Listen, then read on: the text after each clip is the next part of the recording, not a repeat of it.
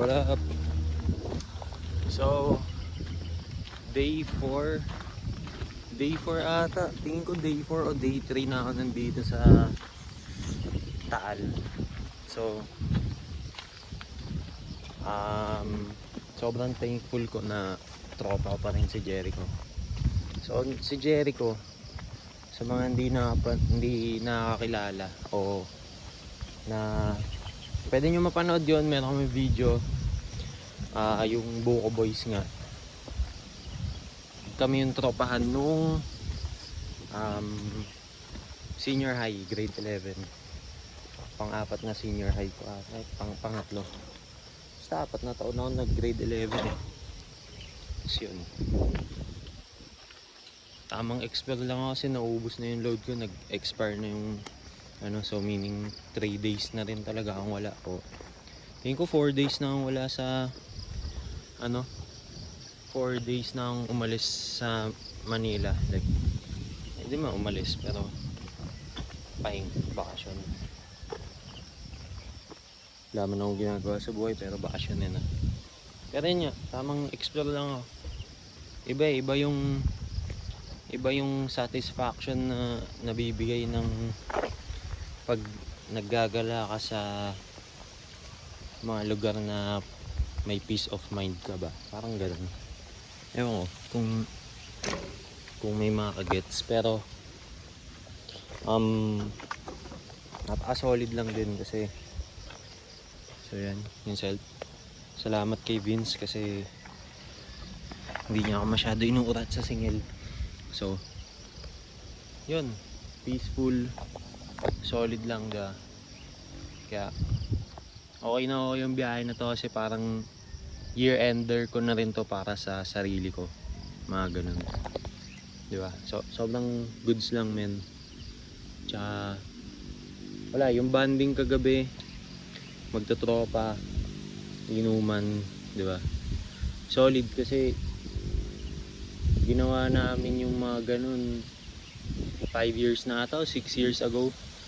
Kaya parang syempre na-appreciate ko o sila yung ganun na kahit marami ng shit na nangyari sa iba't iba naming buhay, na nagkakaroon pa rin kami ng time o nagagawan pa rin ng paraan. So napaka-solid lang kasi yung iba naging professional. Meron kaming kaklaseng teacher na si Aljon, congrats man. Yun, kaya iba yung appreciation ko, yung grateful. Sobrang grateful ko lang kasi life yan eh, diba? So napaka-solid. Isipin mo, diba? Dito tayo natural lang, tapos may bike, diba? Worst comes to worst, ano ba mangyayaring masama, diba? Wala namang mawawala eh. Tsaka walang mawawala, pero marami tayong mag-gain. Yun, nothing to lose, everything to gain. Yun, solid yung buhay, solid yung appreciate natin palagi yung life men, enjoy natin. Kaya kung bakit ako nandito, kung bakit ko to ginagawa, kasi tinitest ko din yung limits ko sa pagbabike, kung hanggang saan ko pa kaya. Natatempt nga pumunta ng Batangas City mamaya, kaya parang syempre nandun yung mga Recta 043. So solid kayo, gusto ko kayong makilala lalo kasi hindi ko kayo close sa Manila, kaya syempre mahihain ako. Pero yun, napaka solid. Wala, hindi ako sinisipon ni Fixie Fred, pero okay lang, baka busy din yung tao, diba? Basta napaka solid ng gantong trip. Wala akong masabi kundi salamat sa universe. Kita-kits palagi men. Yun ang masasabi ko, ever since ginawa ko tong ginagawa ko, wala nang ibang best o wala nang ibang makakagawa ng gantong ginagawa ko. Kaya kita-kits, di ba? Hindi natin sure. Yun, kung may chance tayo, Siyempre 5 minutes na rin. Kung may chance tayo na makasama yung tropa natin o yung dati nating kaklase, kahit once a year, gawin natin yun kasi ano eh, hindi natin sure yung buhay, di ba? Hindi natin sure. Pwedeng may mga shit na mangyari. Ang magiging regret mo lang naman pagdating ng panahon is bakit hindi mo ginawa yung ganito.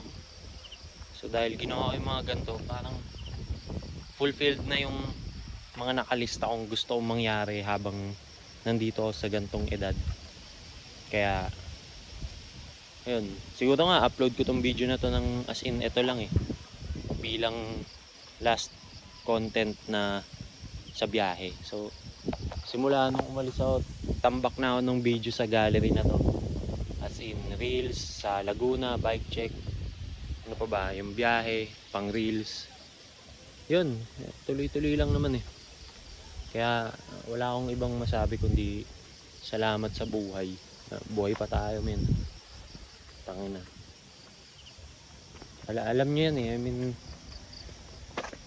kung may nanonood man na ito na alam nila yung nangyari 3 years ago, 4 years ago, lahat ng mga shit, like diba, buhay pa ako. Yun, buhay pa ako, men. Solid, solid. Yun lang. Ayun na. Gratitude. Yeah.